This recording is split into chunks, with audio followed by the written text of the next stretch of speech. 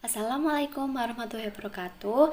Di pertemuan ke-6 ini, kelompok kami akan menjelaskan mengenai strategi pemasaran dalam edupreneurship. Sebelumnya, perkenalkan, nama saya Putri Cecilia Eka Afriani dan anggota saya ada Ayu Maharani, Yustia Dwi Agusti, dan Mandasari. Selanjutnya yaitu mengenai apa itu strategi pemasaran. Nah, nanti penjelasannya akan dijelaskan oleh teman saya. Ditonton ya. Menjelaskan tentang apa itu strategi pemasaran. Strategi pemasaran adalah rencana yang dirancang untuk mempromosikan dan menjual produk atau layanan kepada target pasar. Strategi edupreneurship pemasaran. Dalam edupreneurship, strategi pemasaran harus yang pertama menjangkau audiens yang tepat. Biasanya meliputi siswa, orang tua, guru, atau bahkan lembaga pendidikan lainnya. Untuk menjangkau audiens yang tepat, strategi pemasaran harus memanfaatkan segmentasi pasar yang mendalam berdasarkan karakteristik demografis, geografis, atau bahkan psikografis. Misalnya, jika kita menjalankan kursus online untuk siswa SMA, maka pemasaran harus diarahkan pada orang tua dan siswa di kelompok usia tersebut. Penggunaan media sosial, iklan berbayar, dan kolaborasi dengan sekolah-sekolah dapat membantu menjangkau audiens yang lebih tepat. Nah, yang kedua, membangun kesadaran merek. Penting untuk membangun kesadaran merek agar audiens mengenali nilai yang ditawarkan oleh produk atau layanan pendidikan yang kita tawarkan.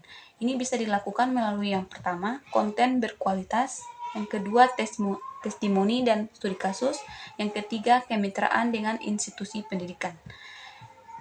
Yang terakhir, meningkatkan keterlibatan pengguna.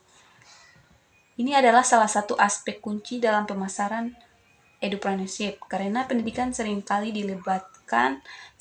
melibatkan pengalaman berkelanjutan.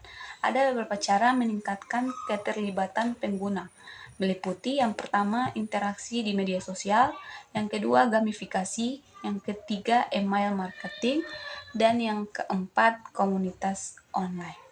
Selanjutnya ada komponen strategi pemasaran, yaitu komponen 4P. Yang pertama, produk, menawarkan produk atau layanan edukasi yang berkualitas. Lalu yang kedua, price atau harga, menentukan harga yang kompetitif dan sesuai nilai produk. Yang ketiga ada place atau tempat. Nah, ini memilih platform distribusi yang efektif. Lalu yang keempat, yang terakhir, promotion, yaitu promosi menggunakan berbagai metode pemasaran untuk menarik pelanggan. Nah, selanjutnya yaitu digital marketing dalam edupreneurship. Yang pertama ada media sosial. Nah, media sosial adalah salah satu cara yang efektif untuk mempromosikan produk atau jasa pendidikan. Nah, contohnya itu seperti media Instagram, Facebook, TikTok, dan masih banyak lainnya. Nah, dengan populernya media tersebut di kalangan anak muda, edupreneurship dapat mempromosikan produk dan jasanya dengan cara membagikan foto, video, atau memposting ulang. Nah, yang kedua ada SEO atau SEO. Nah, SEO adalah teknik yang digunakan untuk meningkatkan peringkat website di mesin pencarian. Nah, caranya untuk meningkatkan peringkat website di mesin pencarian itu yaitu berupa dengan membuat konten yang berkualitas, di mana membuat konten yang berkualitas dan relevan dengan kata kunci yang dicari. Dan ada juga menggunakan kata kunci yang tepat. Selanjutnya yaitu membuat struktur website yang baik, yaitu membuat struktur website yang mudah untuk dinavigasi. Nah, untuk yang ketiga yaitu content marketing. Nah, content marketing merupakan teknik yang digunakan untuk mempromosikan produk atau jasa dengan cara membuat konten yang berkualitas dan relevan. Nah, contohnya itu artikel blog. di mana membuat artikel blog yang berkualitas dan relevan dengan produk atau jasa yang ditawarkan. Ada juga video edukasi, yaitu membuat video yang mengedukasi dan berkualitas serta relevan dengan produk yang ditawarkan. Selanjutnya ada webinar, hampir sama seperti video dan artikel blog, yaitu membuat webinar yang berkualitas dan relevan dengan produk maupun jasa yang ditawarkan. Nah, untuk yang keempat yaitu email marketing. Nah, email marketing merupakan teknik yang digunakan untuk mempromosikan produk atau jasa dengan cara mengirim email kepada pelanggan. Nah, contohnya itu ada newsletter dan promosi langsung, di mana membuat newsletter yang berkualitas dan relevan serta mengirim promosi langsung kepada pelanggan untuk mempromosikan produk atau jasa yang ditawarkan. Nah, untuk yang kelima yaitu ada influencer marketing. Nah, influencer marketing dalam edupreneurship yaitu teknik yang digunakan untuk mempromosikan produk atau jasa dengan cara bekerja sama dengan influencer.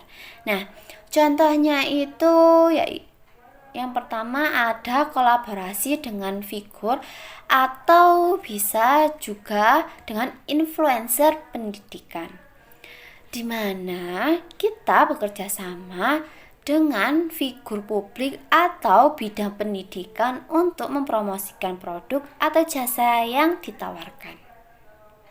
Selanjutnya, ada studi kasus strategi pemasaran edupreneur sukses. Yang pertama, ada Duolingo memanfaatkan gamifikasi dan juga media sosial.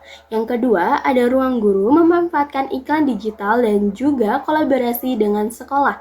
Yang ketiga, ada Udemy menggunakan SEO dan juga strategi harga dinamis.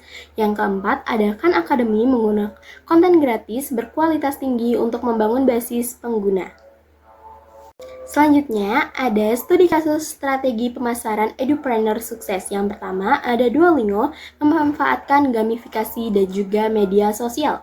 Yang kedua, ada Ruang Guru memanfaatkan iklan digital dan juga kolaborasi dengan sekolah. Yang ketiga, ada Udemy menggunakan SEO dan juga strategi harga dinamis.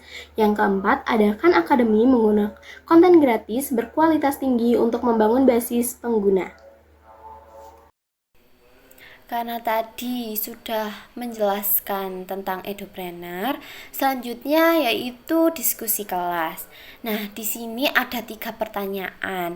Kalian bisa menjawab dari diskusi tersebut di kolom komentar. Selain itu, kelompok kami juga membuka 3-5 pertanyaan. Jika ada yang ingin bertanya, silakan menuliskan di kolom komentar. Sekian presentasi dari kelompok 6. Mohon maaf bila ada salah kata. Wassalamualaikum warahmatullahi wabarakatuh.